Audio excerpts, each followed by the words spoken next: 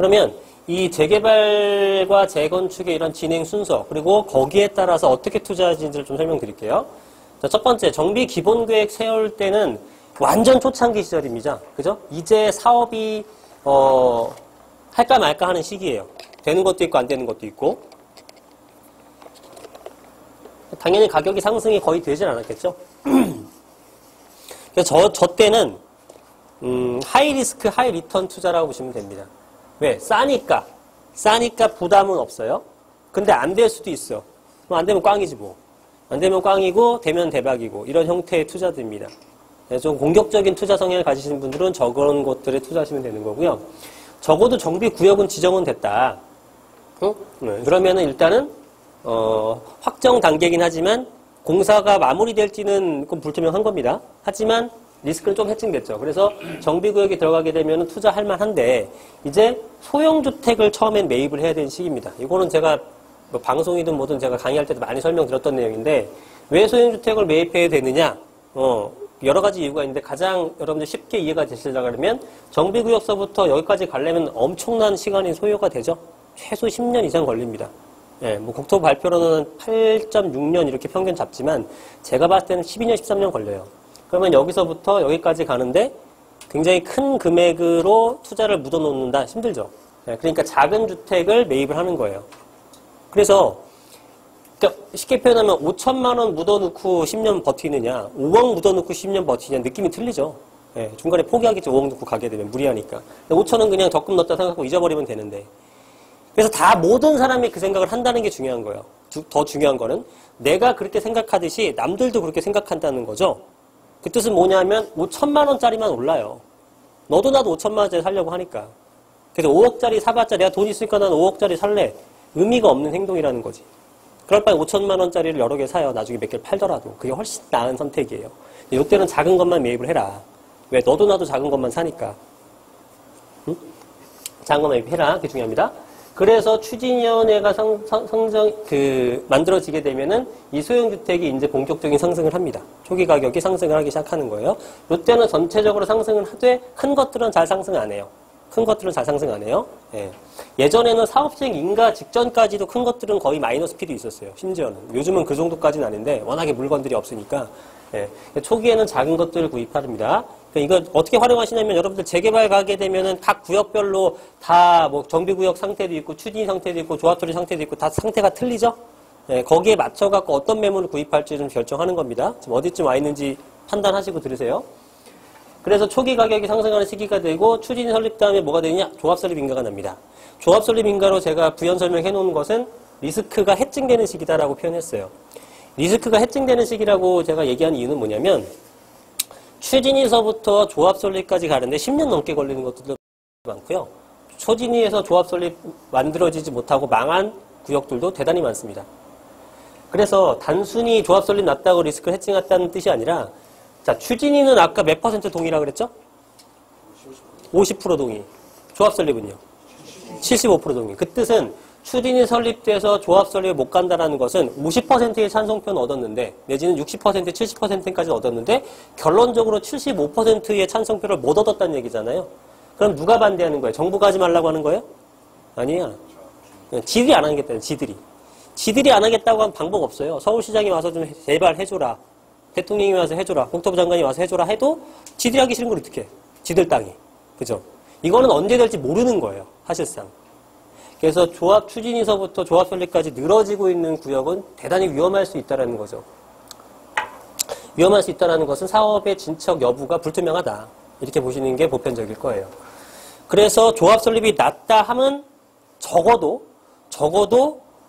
진행을 할 수 있는 최소한의 발판은 마련된 겁니다. 그 다음 단계가 여러 개 있지만 예?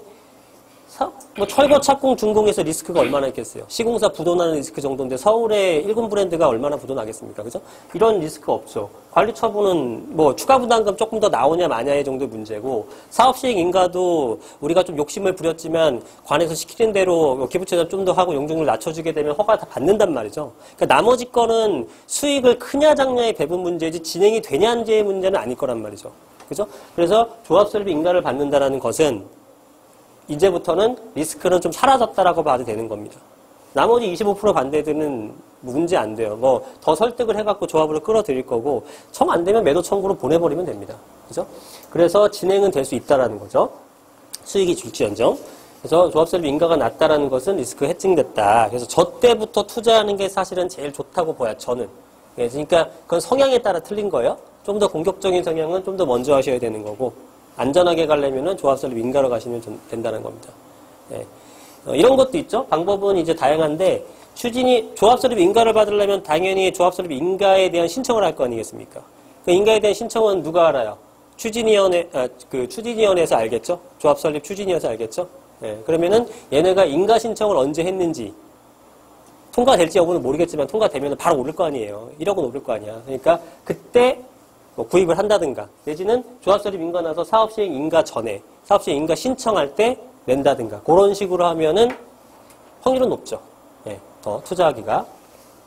그런 식으로 이제 몇 번 재미를 본 기억이 나서 말씀드리는 겁니다. 자, 어쨌든 조합설립 인가 나고 그 다음에 사업시행 인가를 받으면 이때가 이제 가격은 굉장히 고가의 시기예요. 최고가라고 표현하는 거는 좀 이제 요즘 들어서는 애매할 수 있는데 어쨌든 계속 가격은 상승했겠죠. 이때서부터 쭉쭉쭉쭉 계속 가격이 올라갑니다. 당연히 시간이 지날수록 사업의 마무리가 다가오는 거고 리스크는 점점 사라지게 되는 거니까 가격이 계속 올라간다는 뜻이에요. 가격이 올라간다는 뜻은 수익도 그만큼 줄긴 했지만 어쨌든 가격이 제일 높아지는 시기가 됩니다. 이 시기가. 그래서 예전에는 어떻게 움직였냐면 예전에는 이제 사업시행 인가를 받고 나서 관리처분 인가 제가 이렇게 썼지만 실수요자 매입 시기라고 썼던 건 왜 그러냐면요. 요 관리처분 때 가격이 좀 일부 빠지는 케이스가 여럿 있었어요. 제법 많았습니다. 예전에는. 왜냐하면 사업시행 인가를 받고 관리처분 인가를 받는데 관리처분 인가는 쉽게 얘기해서 뭐냐면은 나의 추가 분담금 같은 것들이 이제 확정되는 거예요. 확정. 예, 그 전까지는 모르죠. 얼마 낼지. 알 수가 없는 거야. 그런데 사업시행 인가까지도 몰라요. 왜냐하면 추가 분담금 확정을 위한 내 자산에 대한 감정평가 시기가 언제냐면은 사업시행 인가 다음 날부터 진행을 합니다. 기준일이. 사업시행 인가를 받아야지만 감정평가가 들어가는 거예요. 그러니까 그 전엔 당연히 모르죠. 사업시행 인가 전까지는. 그래서 이 다음 날부터 평가를 하기 시작해서 평가 금액이 나오고 내가 그 배정받을 평형이 나오고 하게 되면은 차익을 받거나 내거나 하겠죠. 그래서 그게 확정되는 게 관리처분 인가가 되는 겁니다.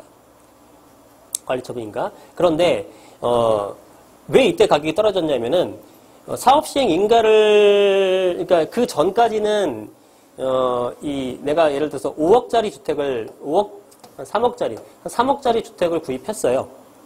그런데 이게 한 2억 정도의 감정가로 예상을 했던 거예요. 여러분들이 2억 정도 감정가 예상을 했는데 그러면은 내가 예를 들어 5억짜리 아파트를 5억짜리 그 조합원 분양가가 5억짜리를 받게로 돼 있어요. 자, 잘 들어보세요. 내가 3억에 매입을 했는데 예상 감정가는 2억이야. 그리고 조합원 분양부는 5억짜리를 59제곱미터 5억짜리를 내가 받기로 했어요. 그럼 난 추가 분담금이 얼마예요? 추가 분담금 얼마예요? 3억. 이해 안 되신 분 있어요? 나는 2억 정도의 가치가 있는 걸 샀죠. 얼마 주고 샀던 간에. 감정평가 2억을 받았어요. 그리고 나서 5억의 조합원 분양가를 받았으니 난 2억짜리 제공하고 5억짜리 받았으면 양심 있으면 3억을 줘야겠지. 그죠? 추가 분담금은 3억을 낸단 말입니다. 그래서 3억에다가 나는 3억을 더해서 6억 주고 구입을 할 줄 알았어. 근데 2억은 뭐였어요? 예상 감정가였죠? 내가 사는 시점에서 나 이때 샀거든. 근데 이렇게 되니까 근데 생각해보니까 1억밖에 안 나왔어요. 1억밖에 안 나왔어요. 그러면 나는 분담금이 얼마가 돼요? 4억이 되죠. 그래서 나는 얼마 주고 샀냐면 7억 주고 산 거야. 그죠? 예, 그 일반 분양이 6억 5천인데 일반 분양보다 더 비싸게 주고 샀어. 난 6억 주고 사가지고 원래는 6억 낼 줄 알고 일반 분양보다 싸게 살 줄 알았더니 더 비싸게 주고 산 거죠. 이런 게 생기는 거예요. 그러니까 이런 추가 분담금에 대해서 더 예상보다 많이 나오는 현상. 그걸 이제 언론에서 추가 분담금 폭탄 맞았다고 얘기를 하죠. 그런 현상들 때문에 물건을 그냥 포기하고 던지는 것들이 꽤 나왔었어요. 예전에는. 그래서 그때 이제 실수요자를 잽싸게 매입을 하면 돼요. 싸니까. 그리고 실수요자들은 이제 뭐 3년만 버티면 되잖아요. 투자자들이 긴 시간 버티겠지만, 실수요자들은 긴 시간 못 버티지만. 그런데 요즘에는 이런 현상이 거의 안 보입니다, 이제는. 왜냐하면, 실망 매물이라는 게 없어요. 왜냐하면, 예전보다 감정평가가 잘 나와서 그러냐? 그건 아니에요. 예전보다 여전히 2억 정도 예상했던 감정평가 금액이 여전히 1억밖에 안 나와. 근데 왜 실망 매물이 안 나오면은 예전엔 이렇게 나올 줄 몰랐거든요? 이젠 알아. 실망이 없는 거야. 에이, 원래 뭐 부동산에서 2억이라고 얘기했지만 뭐 1억 정도만, 한 1억 정도 더 낼 생각해야지 뭐. 이렇게 그냥 생각하고 가는 거죠. 투자자들이 학습이 돼서. 그래서 그냥 가는 거야. 그리고 이렇게 가더라도 결론적으로는 나중에 입주할 때는 다 회복을 하죠. 그러니까 안 파는 거지, 이제. 그죠? 이제는, 이제 최고가 시기는 사실 이때보다 이때 점점 가면 갈수록이에요. 그러면 사실 하나라도 빨리 사는 게 낫다라고 이제 바뀌고 있는 겁니다. 재개발에 대한 투자는. 그래서 관리 처분을 받고 나서는 이제 이주를 하고 철거 착공한 다음에 소유권 이전 입주하면서 마무리가 되는 형태가 돼요.